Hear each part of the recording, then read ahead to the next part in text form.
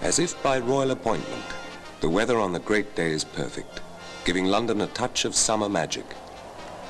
From Buckingham Palace, a semi-state landau carries the Queen and the Duke of Edinburgh to St. Paul's Cathedral for the wedding of their much-loved son, the Prince of Wales.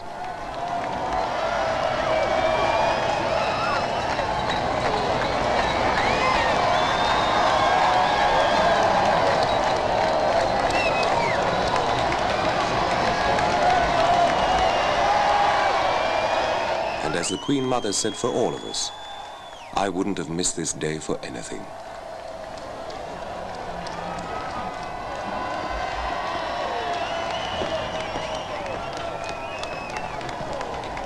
On the steps of St. Paul's, it's a scene straight from a Victorian picture book.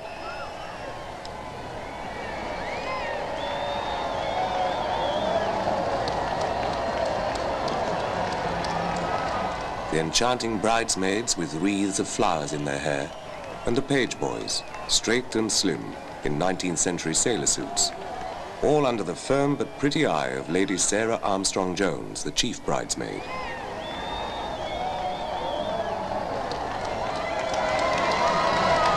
The wedding guests assemble, not just the famous like Prime Minister Margaret Thatcher and Mrs. Nancy Reagan, wife of the American president, but personal and family friends as well.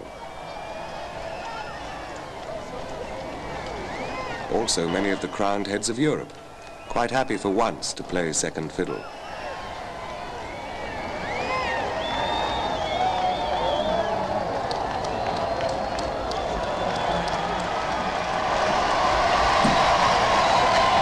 The huge, cheerful crowd that has waited so long and patiently roars and waves its welcome.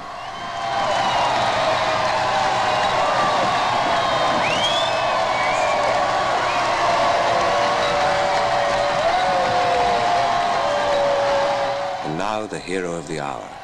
Beneath the pomp and titles, a nice, rather nervous young man on the most tender and important journey of his life.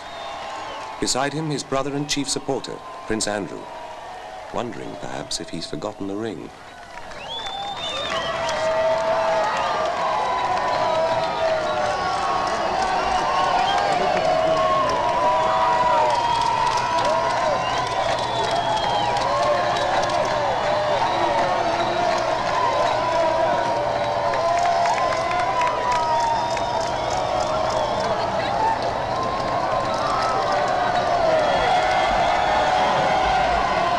As Prince Charles sets off for the cathedral, his mother arrives to be greeted, as tradition in the city demands, by the Lord Mayor of London.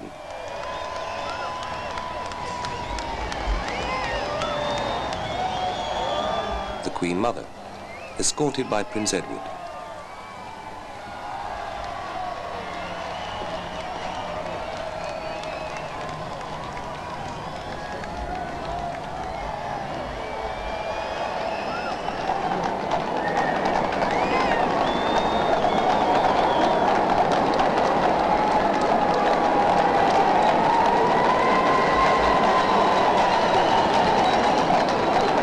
Around the 1902 State Landau rides a Prince of Wales escort of the Household Cavalry, gleaming and bright.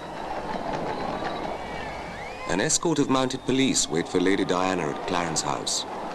Though still a commoner, the pretty English girl will be transformed into the third lady of the realm, Princess of Wales.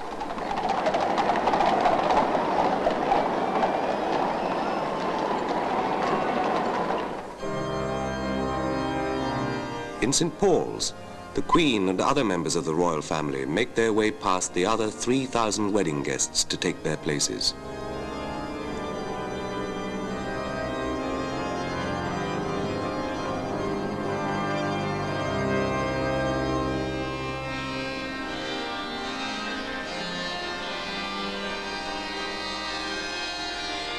the Duke and Duchess of Kent, the Duke and Duchess of Gloucester, Princess Margaret and Viscount Linley, and Princess Anne with Captain Mark Phillips.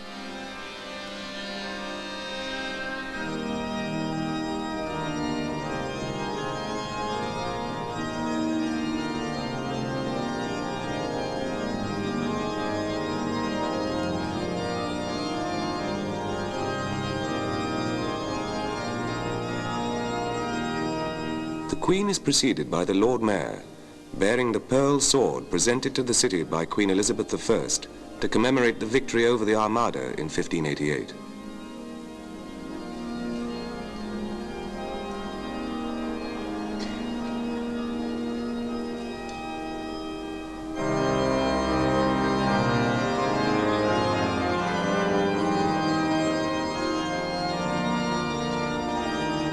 And so the stage is set.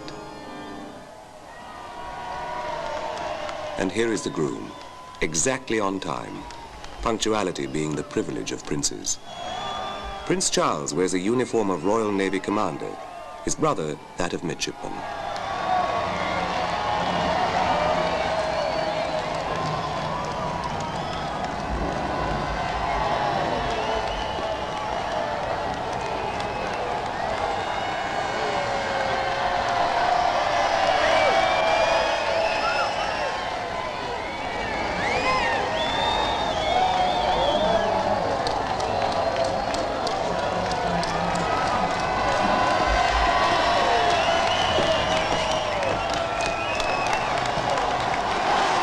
Passing through Admiralty Arch, the bride is not far behind.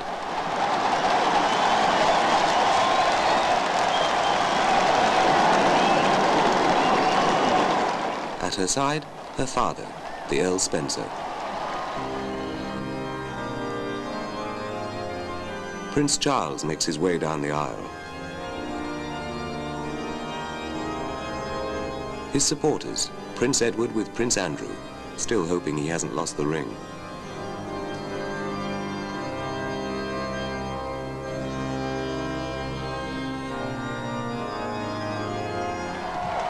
Forswearing the usual privilege of brides, Lady Diana arrives on time as well. The whole day is to be a superb example of precision and timing, so typical of British ceremonial.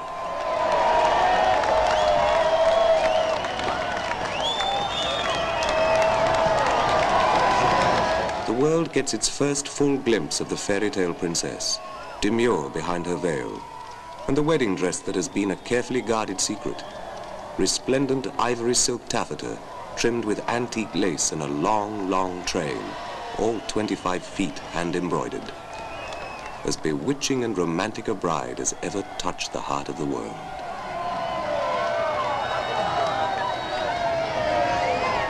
But that long train is a bridesmaid's nightmare.